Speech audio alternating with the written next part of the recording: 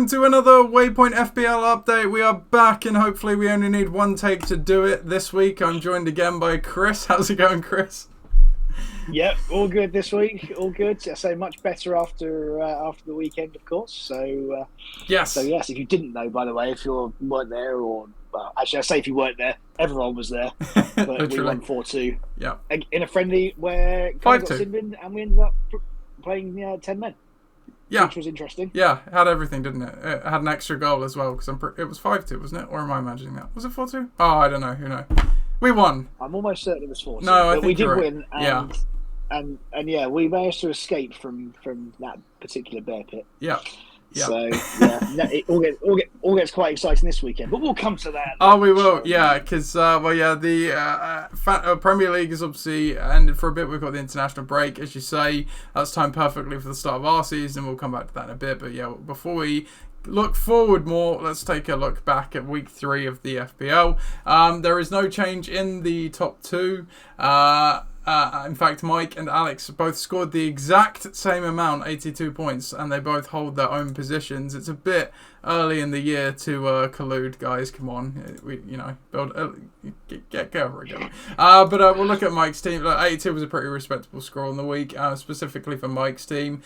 He captained Haaland, and he had Salah, who got 51 of the 82, so they're obviously making up a large portion of it. Isaac got 9, Alexander-Arnold got 6, Henderson got 4, Jed's got 3. So pretty solid day at the office again for Mike's team, Chris. Very solid day at the office. I just want to commend Mike for changing his team name to FPL 2023-24-25 number 1.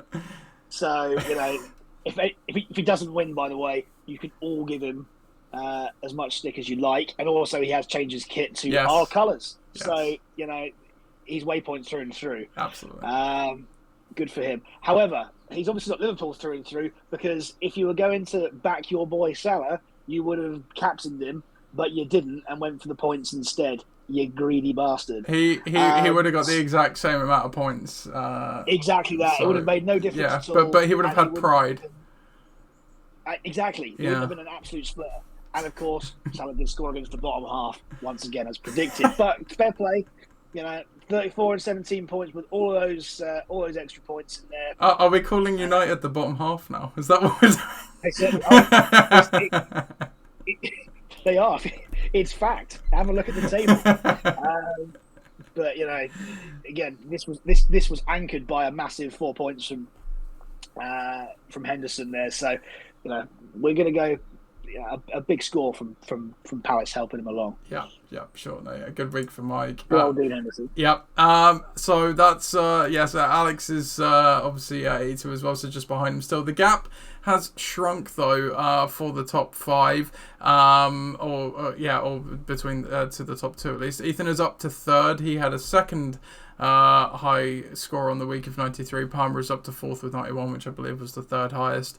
That does knock Brett out of the top 5 here. Before we go on to the rest of it though, the gap between 3rd and 2nd and now only sits at 4 points and only 9 off of 1st from there. But yeah, let's take a look at Ethan's team with that 93. So again, captained Haaland, of course, like everyone who had a good score did last week. He also had Salah, but he also had Eza, who got 10, João Pedro, who got 8, scoring again, and Trent Alexander-Arnold 6, and Isaac also with 9. So a bit of a juicy lineup here, Chris. Absolutely.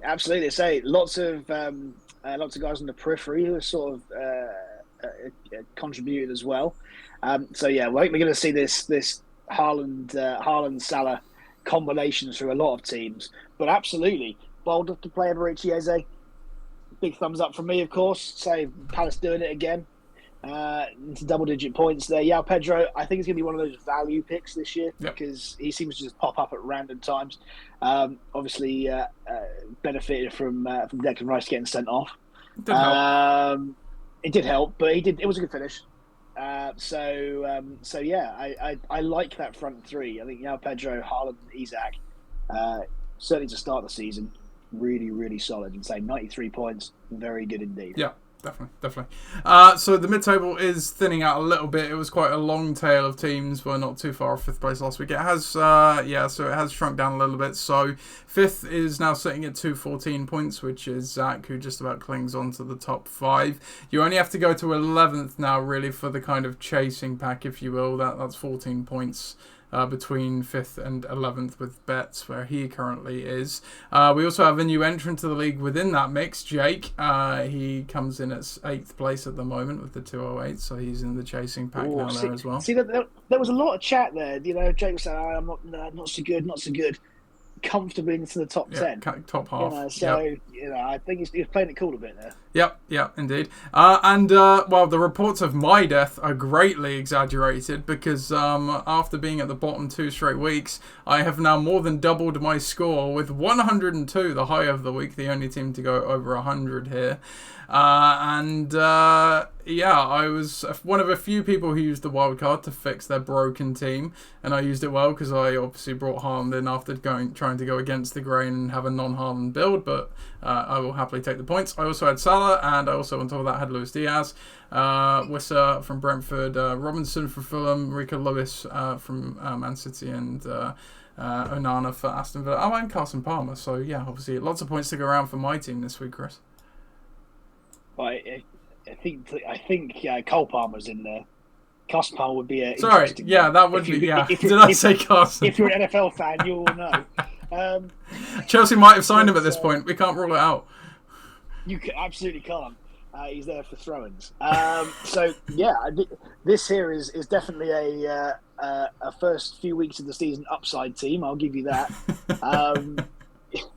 Yeah, so we see Haaland and Salah once again in there. I think Wissa, to be fair, will be used a lot more now that we know that Ivan Toney's moved on. I like Onana's use at Villa. I think that's going to be a really interesting one over the course of the season. But can I just say, I think this is true for perhaps fantasy and perhaps real life. One of the most underrated players in all of Premier League football is Anthony Robinson there for Fulham. I think he's a fantastic fullback, but obviously, people don't pick him in their fantasy teams. So yeah, he gets forward so much, and I think he's useful. However, I will question one thing, which is, and I assume that's Thomas Partey in the middle. Who is still an alleged flight risk for an alleged crime that he committed. Is it just go through your thinking with that one? He scored fairly decently well in the first couple of weeks, just being part of the Arsenal team. So he was cheap. So that was pretty much it. Budget move on a good team. That was the logic. Budget move. Yeah. So he could play in the Premier League at home, I suppose. So Yeah. He won't be playing many Champions League games away. No. So he'll still be fresh for you. Yeah, indeed. So that's that. Turning to the bottom of the table now. I occupied 20th. I occupied 21st. I never occupied 22nd. You'll never sing that. But Aiden has, because he's the new low with 153 points. He only scored 43 on the week, which was a week low. Looking at his lineup, it wasn't all bad. He had Trent with 6. Isaac got 18. He captain. That's not a bad result. He got the most out of his captain. Watkins got 5. But then beyond that, obviously, just lots of 1s and 2s really, and a 3 from Jota. Well, absolutely. Yeah, he's definitely got the guys that missed the most sitters in Cuckoo and Watkins. That's for sure. Do you know what? I think as a real life team, this actually would be a very good team. But obviously, fantasy wise, not very good. Yeah. I think the lack of Haaland and the lack of Salah is a problem. So you then question what you're spending your money on, and then you're spending it on. Yeah. Well, I would like to see the budget of this team actually, because he's got some fairly some reasonable chunk costing players in Watkins, Isak, Jota. I don't think Gordon and Kunku, Odegaard would be that bad. Alexander-Arnold's fairly expensive in defence. Saliba's not too bad. So he must have... I reckon he's probably got a fair amount of money he's not using here. As you say, maybe he should use some of it. Well, quite. I think that's wise. Also, update your kit.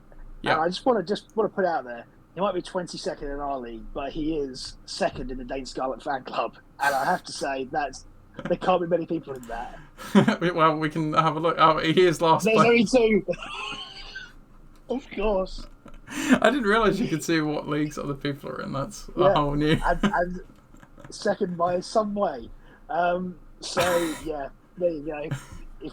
I didn't know there was a Dane Scarlet fan club out there, Well, but that's the extent of it. That's fair. Yeah, so I mean, that's it for the Waypoint FPL update. We're not going to top that this week. I'll just give the final word to you, Chris. No, we are not. Okay, good. So we play Hope away on Saturday. You've probably seen that there are a lot of people interested in playing on Saturday. Obviously, we can only pick 16, and there are 21 currently as of 8 o'clock on Wednesday that can play. If for any reason you do not get selected, please just make sure that you're aware of this. Everybody who's part of this team is part of this team this year. You will get games.